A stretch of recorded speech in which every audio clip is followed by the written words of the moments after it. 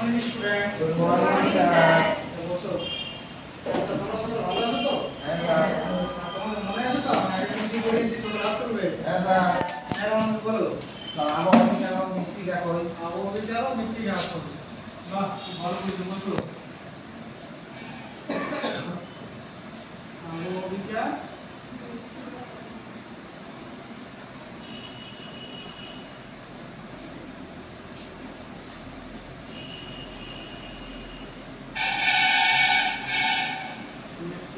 আবহাওয়া তাই তো এবার আমরা বলো তো তোমরা সকলে আত্ম পর্যন্ত যে আবহাওয়া কাকে বলে এর প্রতীক বলো বায়ুতে বিভিন্ন উপাদান অর্থাৎ তাপমাত্রা বৃষ্টিপাত আর্দ্রতা ওগুলোর মাধ্যমে যখন কোনো শিলা চূর্ণ হয় এবং সেই স্থানে পড়ে থাকে তখন তার আবহাওয়া। বাহ খুব ভালো করে বলছো তাহলে আবহাওয়া হচ্ছে আমাদের স্থানে পড়ে থাকে তাই তো আগে বলছিলাম না আবহাওয়া এবার বলো তো যে পরিবহন কাকে বলে এবার বলো পরিবহন কাকে বলে পরিবহনটা আবহাওয়া বিকারের ক্ষেত্রে কিন্তু পরিবহনে ওই শিলাগুলো চূর্ণ হয়ে অন্য স্থানে বয়ে নিয়ে যায়। বাহ খুব ভালো করেছো বসো তাহলে তুমি কি বললে যে পরিবহন আমাদের এক স্থান থেকে অন্য স্থানে নিয়ে যাচ্ছে তাই তো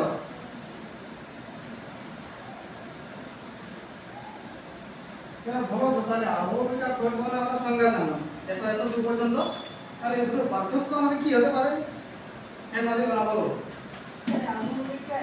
চূর্ণ বিচূর্ণ হয়ে এক জায়গাতে পড়ে থাকে আর পরিবহনে শিলা চূর্ণ বিচূর্ণ হয়ে অন্য জায়গাতে স্থানান্তরিত হয়।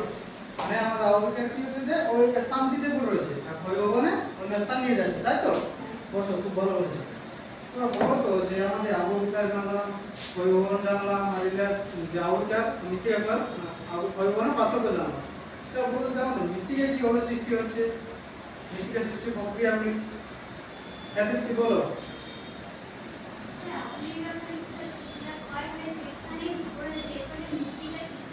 হ্যাঁ তো প্রসেস রয়েছে কতগুলি চারটি তো বলে কি কি হতে পারে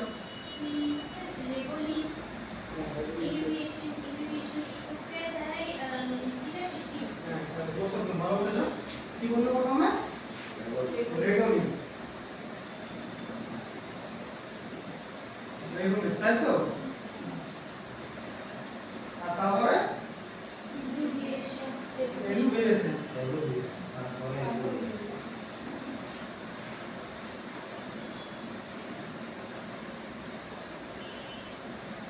এলুমিনেশন তাই তো আর এরপর হচ্ছে আমাদের ইলুমিনেশন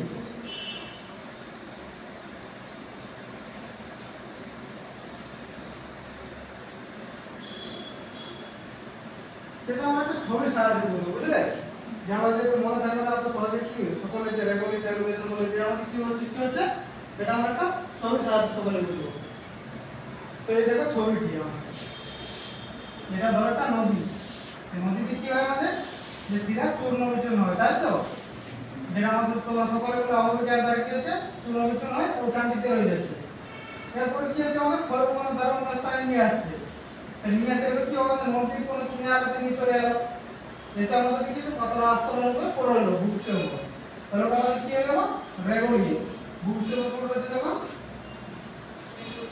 এটা বলছি আমরা রেগোলি তাই তো আর এরপর আমাদের নিচে যে ভূপৃষ্ঠের উপর কত কথা হবে বৃষ্টিপাতের ফলে নিচ দিয়ে নামতে থাকবে তাপমাত্রা বলে এক স্থান থেকে অন্য স্থানে যাবে আর নিচ দিয়ে নামতে থাকবে ওই স্থানে কত কম করে থাকবে তাহলে নিচ দিয়ে নামছে নেমে যাচ্ছে এটাকে আমরা কি বলবো এলুভিয়েশন বাহ এটা আমরা বলবো এলুভিয়েশন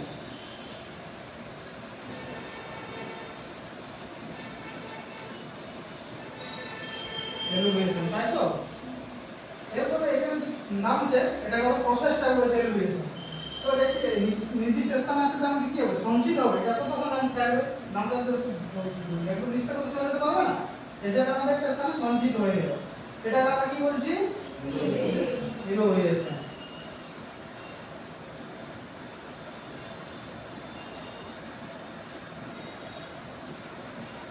এবার যে আমাদের এই যে আমাদের এখানে নদীর কিনারে রেগুলিতে সৃষ্টি হলো রেগুলিতে জানতো কোনো প্রাণী বা জৈব পদার্থ তো পড়বে, গাছপালা নদীর ধারে থাকে বা কোনো পাখি থাকে মারা গেলে কি হলো, আমাদের তো এই স্থান থেকেই পড়বে, নদীর কিনারে থেকে অন্য কোনো স্থান পড়তে পারে, যেটা আমাদের বলি। তখন কি হবে, আমাদের ধীরে ধীরে সমৃদ্ধ হবে, ইউনিফিকেশন হবে আর খনিজ আমাদের থাকবে, তাহলে মাটিটা উর্বর হবে, এইভাবে আমাদের মৃত্তিকার সৃষ্টি হবে। সুতরাং মনে থাকবে তো? এবার তোমরা বলো, এগুলো তাহলে আমি মুছে দিচ্ছি, তখন বুঝা গেল তাহলে যে আমাদের মৃত্তিকার সৃষ্টি হলো, মৃত্তিকার সৃষ্টি হয়ে গেল। এবারে যে মৃত্তিকার সৃষ্টির ক্ষয়, যে মৃত্তিকার সৃষ্টি হলে এবার ক্ষয়ের কারণ হলো বলতো কি কি হতে পারে, সকলাত্মক হয়ে এরা আমরা বলবো। স্যার এই যে মানে বৃষ্টিপাত, অতিরিক্ত বৃষ্টিপাতের কারণে বা বৃক্ষচ্ছেদনের ফলে বৃষ্টিপাত, তাই তো? বৃষ্টিপাত এটাকে আমরা কি কারণ বলতে পারবো ভেবে একটু? প্রাকৃতিক হ্যাঁ, প্রাকৃতিক কারণ। বা খুব ভালো বলছো, বসো। এবার তুমি বললে যে 2 নম্বরে আমাদের বনভূমি, তাই তো? আর বনভূমি ধ্বংস বা বৃক্ষচ্ছেদন।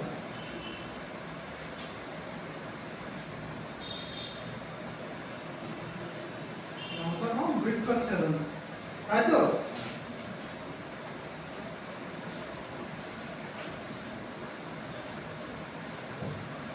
বৃক্ষচ্ছেদন যে আমাদের কিসের মধ্যে পড়ে তোমার সঙ্গে ভেবে বলো, আর তুলো এবিসিডি বলো।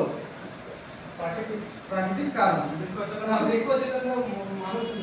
মানুষের সৃষ্ট কারণ। তাহলে তুমি কি মনে করেছিলে যে প্রাকৃতিক কারণ, তাহলে মনে হলো তাহলে বৃক্ষচ্ছেদন হচ্ছে আমাদের মানুষের সৃষ্ট কারণ।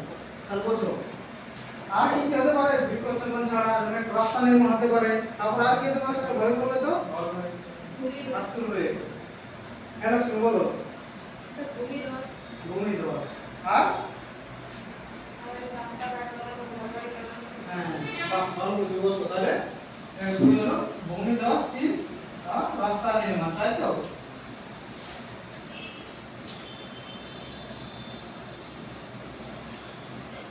তাহলে আমরা এতটুকু পর্যন্ত পড়লাম যে আবহাওয়া কাকে বলে, ক্ষয়ভর কাকে বলে, দুটোর পার্থক্য, মৃত্তিকার সৃষ্টি কিভাবে হচ্ছে আমাদের যে প্রসেসটা, তারপর মৃত্তিকার কারণ, যে প্রাকৃতিক মনুষ্য সৃষ্ট কারণ, দুটো পড়লাম আমরা। এতটুকু পর্যন্ত কার কোনো সমস্যা নেই বুঝতে? তাহলে আমরা পরের দিন আরো ভালোভাবে পড়বো যে মৃত্তিকাকে আমরা সংরক্ষণ কিভাবে করবো, তাই তো? Thank you students. Thank you, sir.